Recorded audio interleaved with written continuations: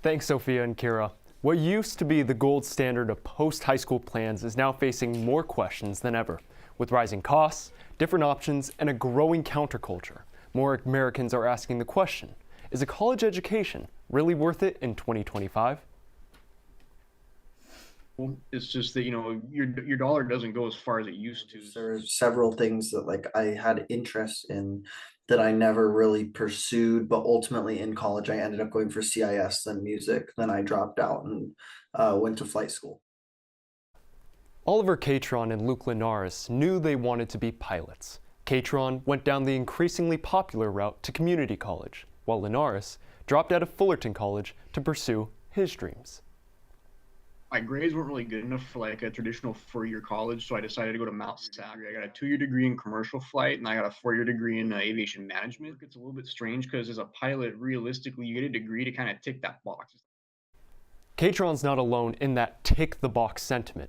According to Gallup, nearly every subgroup has placed less importance on a college education.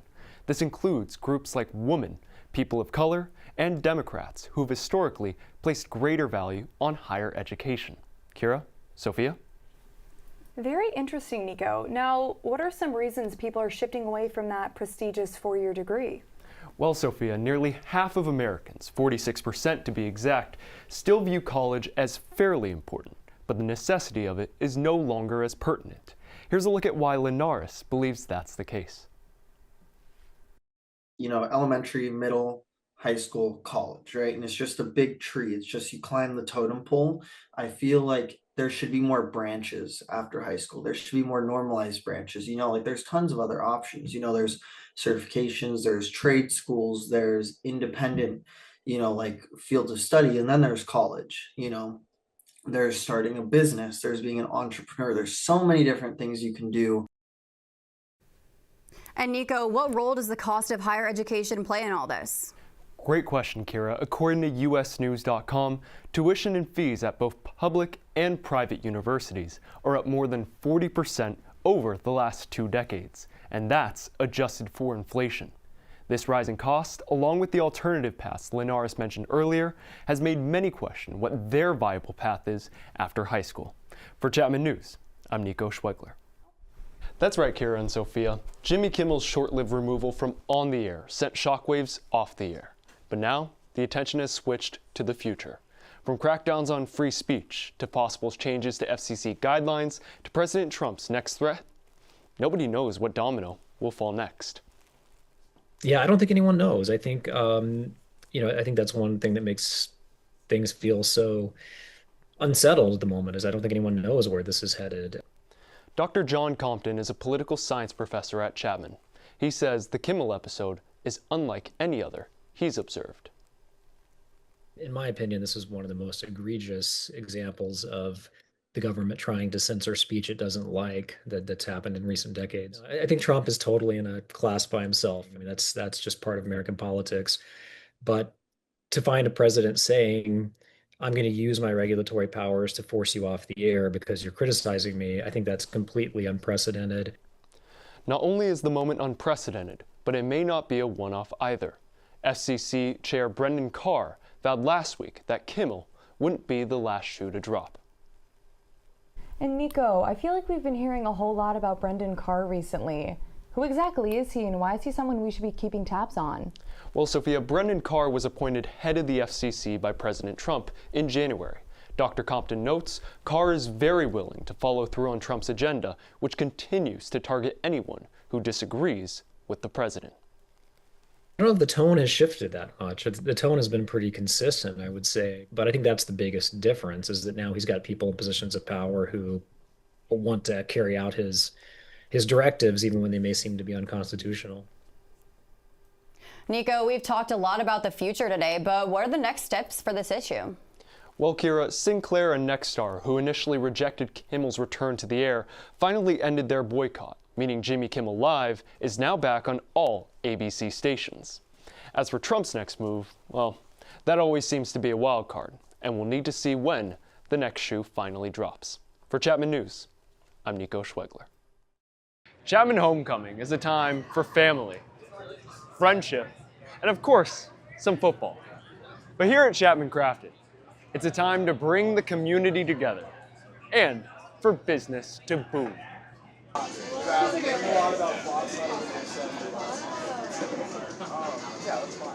Yeah, it's so fun for us. We love having our Chapman University friends. They just love Chapman crafted beer. Jen Gonzalez is the events coordinator at Chapman Crafted. With a bunch of parents in town looking for a good time, she knew just what to do. So this weekend we have an we have a fraternity event on Friday, an alumni event on Friday, a sorority event on Saturday, and a fraternity event on Saturday, both parent-student mixers, pre-homecoming game.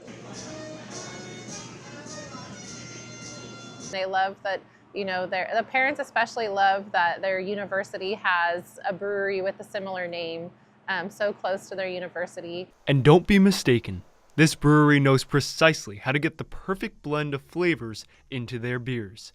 And what would a brewery be without their signature drink? We actually feature our Panther Pills, which is, from the Chapman University mascot, and we have a private label, so we put, the Chapman University Panther Pills label on our traditional Pilsner. So whether you're looking for a cold glass before the game, during the game, or even to cap off the night, Chapman Crafted has got you covered all season long. And let's just say this homecoming was one to remember. Reporting from Old Town Orange, Nico Schwegler, Chapman News. Caroline, Ryan, spot on. Even with the NHL season starting, I left the ice and submerged myself beneath the surface for a hockey that's making some new waves. Hold your breath, hold on for the ride, and let's dive right in.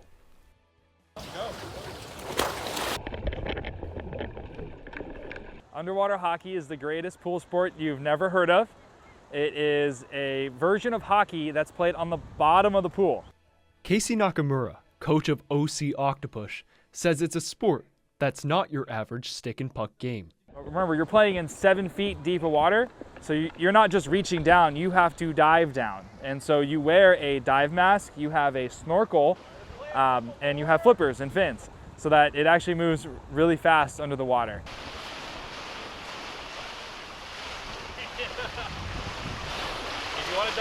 It starts at the recreational level, and people, coming out to have fun, coming out to play a game, be challenged, and get a great workout. Underwater hockey is not a recent fad either.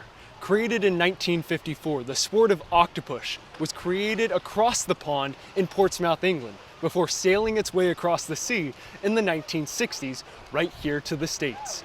And between all the different rules, the different tactics, and everything in between, I think the only way to truly know how this sport works is to dive right in. That's exactly what John Wagner did, taking his love of hockey from the ice to the pool. I've been playing hockey since 1993, and everywhere I go I plug into underwater hockey. I've played in Pittsburgh, Pennsylvania, San Francisco, here in Orange County, and even internationally. I come back to hockey because it's an amazing team sport. I always meet cool people doing it, and it's a lot of fun. No doubt about that. After a few rounds, I got to be a part of that teamwork. Ultimate team sport. You can only stay down for as long as you can. Probably 5-10 seconds, maybe a little bit more if you're really pushing it. And whether you're barely keeping your head above water like me, or a seasoned pro with the puck, OC Octopus brings a new wave of fun to life. OC Octopus!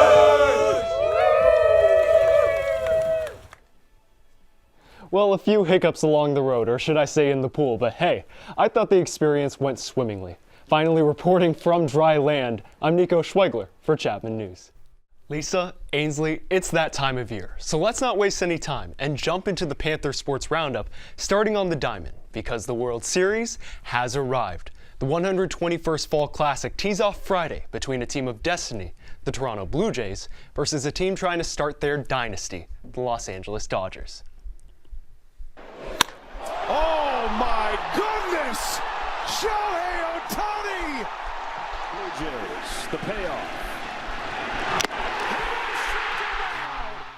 After dispatching the Seattle Mariners in 7 games, the Blue Jays are soaring into the World Series thanks to a combination of deadly pitching, great overall team play, and this crack of the bat from George Springer, which sprung Canada into a frenzy.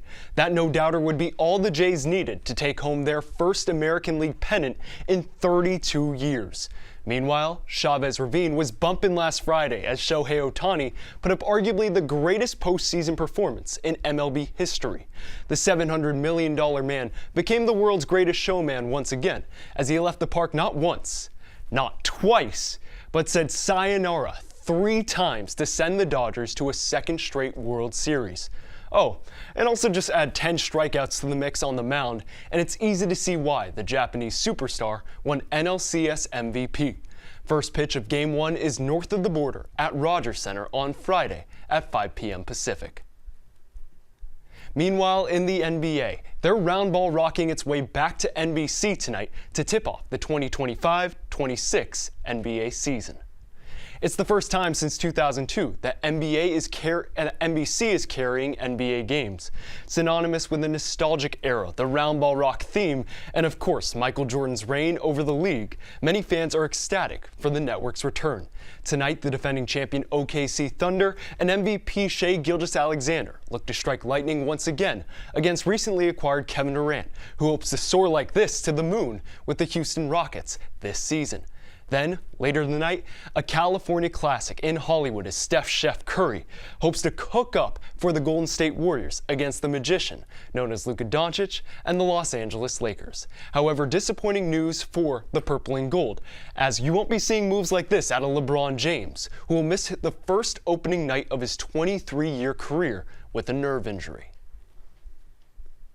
And finally, from blockbusters at the box office to a broadcast breakthrough, Apple TV is putting the grand in Grand Prix. Apple locked up a 5-year deal worth $140 million that gives them the exclusive U.S. broadcast rights for Formula One. It's a race to the finish line for one of the world's fastest growing sports, and Apple was not going to be left out of the discussion, saying, quote, 2026 marks a transformative new era for Formula One, from new teams to new regulations and cars with the best drivers in the world. And we look forward to delivering premium and innovative fan-first coverage to our customers in a way that only Apple can.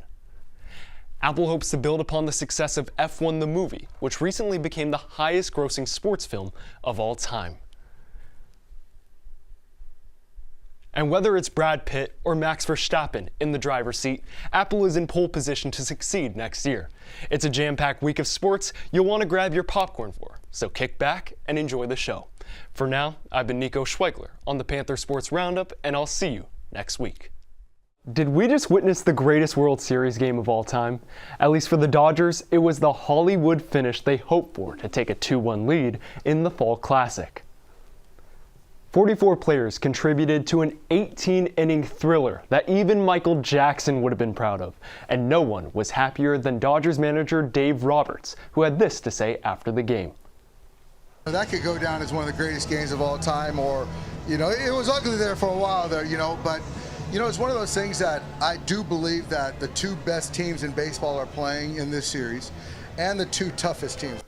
Last night was nothing but pure cinema, and who else but Shohei Ohtani, who got Dodger Stadium on its feet early with this blast off Max Scherzer to put the Dodgers up 2-0 in the 3rd. But the script quickly flipped as Alejandro Kirk continued his incredible postseason to put the Jays up by 1 in the very next inning. The 2 teams tacked on 2 more runs each, but with the Dodgers still down by 1, there was only one man to call to the plate. Shohei says, "See you later," for his 2nd of the night and a tied ball game in the 7th at Dodger Stadium. He would reach base successfully 9 times in this game, tying an MLB record. And after 1 full game of baseball, why not go on and play another? Well, it was clear that Freddie Freeman clearly had enough in the 18th inning, and just like last year against the New York Yankees, called game just before the clock struck midnight. Game 4, tonight at Dodger Stadium, is at 5 p.m. Now let's transition from the biggest series in the men's game to exciting news in the women's. And no, I'm not talking about softball. The Women's Professional Baseball League will soon be at your doorstep in 2026.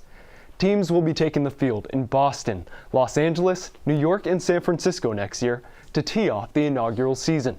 Up to 130 players are eligible to get drafted in November, but teams will only consist of 15 players each. Icons of women's baseball are expected to headline the draft, including Japanese phenom Ayami Sato, emerging star from Ole Miss, Ashton Lansdale, and of course, Little League World Series icon Monet Davis. The first WPBL draft is in November, and the official date will be announced very soon. And finally, a local high school football powerhouse just drew a flag on the play from CIF, except it wasn't on the field, but in the win-loss column. Orange Lutheran's football team was recently forced to forfeit their first 2 wins of the season due to the use of an ineligible player. The Lancers, currently ranked number 10 in California, saw their record drop from 4-4 to 2-6 entering last Friday's game, which they ultimately lost. Orange Lutheran's head of school, Dr. Jack Preuss, addressed the situation in a statement saying, "By addressing this matter directly and in accordance with the rules, we are living out our values and showing that integrity is at the heart of what we do." The Lancers may be down, but they're still not out despite the pitfall. If they finish 3rd or better in the Trinity League, they will earn an automatic bid to the playoffs. Orange Lutheran takes on Servite in the regular season finale this Friday at 7. A wild week in sports, a spooky end to October, and we'll soon know who is World Series champion. I'm Nico Schwegler with the Panther Sports Roundup, and we'll see you next week on Chapman News. Universities across America are responding to an OC college coach who wants to protect student athletes after losing one of his own. This all comes 1 week after Cal State Fullerton soccer player died from injuries sustained in an e-scooter crash with a box truck. Our very own Nico Schwegler joins us from Cal State Fullerton with the story. The women's soccer team and all of Cal State Fullerton is looking ahead once again after the accident involving 2 of its players. Lauren Turner and Ashlyn Gwynn were riding electric scooters on their way to a men's soccer game right here at Titan Stadium when they were hit and critically injured by a box truck in late September. The pair not wearing helmets when it happened. Turner passed away at the age of 19 last week. Now, for Titans head coach Damian Brown, he heads into yet another offseason. However, this time with a new mission top of mind. When you were with Lauren, you were having an experience, and all of my experiences with her always were positive. A rising star taken too soon. Lauren Turner's tragic passing sent shockwaves through the collegiate athletics world. There were so many people on our campus, outside of our campus, within NCAA sports as a whole, that were reaching out and wanting to be supportive and reaching out and being supportive. However, Coach Brown knew condolences could only do so much. So as a coach does, he drew up new tactics. For the immediate, we asked all of our players, put your scooters away and walk. After the initial part of it, it was the idea, hey, listen, we need people on helmets. And we, as a program, made sure that every one of our players who needed a helmet, it was provided for them. I think the best way that we can do is just be the example and hopefully encourage through our positive example, encourage other people that it's the right thing to do. And others have certainly seen that example and followed the Titans' lead. I know at UC Irvine, at the University of Hawaii, at Cal Poly San Luis Obispo, some of my colleagues and friends across the country showed me or sent me their articles about how this was going to be a mandate for their program. And while some things will change, others will undoubtedly stay the same. She'll be our number 5 forever. We'll always see her as that, and we know that she'll be with us here. After 1 month in the ICU, Ashlyn Gwynn has finally begun rehabilitation therapy that I'm told is progressing well. Coach Brown adding, we can't wait to wrap our arms around her when she comes back to us right here. Reporting from Cal State Fullerton, I'm Nico Schwegler for Chapman News. Sometimes we think our own lives get chaotic, but for NBC's Mike Tirico, he's about to embark on a whirlwind of a sports adventure. I got to sit down with the man behind the mic on how he's preparing for his frenetic February. But you embrace these opportunities to do things like this. You hope that on your professional climb that you get opportunities to do something like this. And You might recognize the face. Good evening, everyone. Thanks for having us in. Mike Tirico, Chris Collinsworth, Melissa Stark on the sideline. And you've almost certainly have at least heard the voice. Takes it away. Chalmers, Cole, James! And in February, Mike Tirico will get the opportunity of a lifetime as the play-by-play voice of Sunday Night Basketball on the first. Then 1 week later, calling Super Bowl 60 and hosting NBC's Winter Olympics coverage on the very same day. Then when you look at the logistics and you see everything we have in February, there's never really been a collection of major events like this, especially launching an entire series with those Sunday night NBA games. And with so many events to cover, the prep work demands precision. Some as simple as a check down.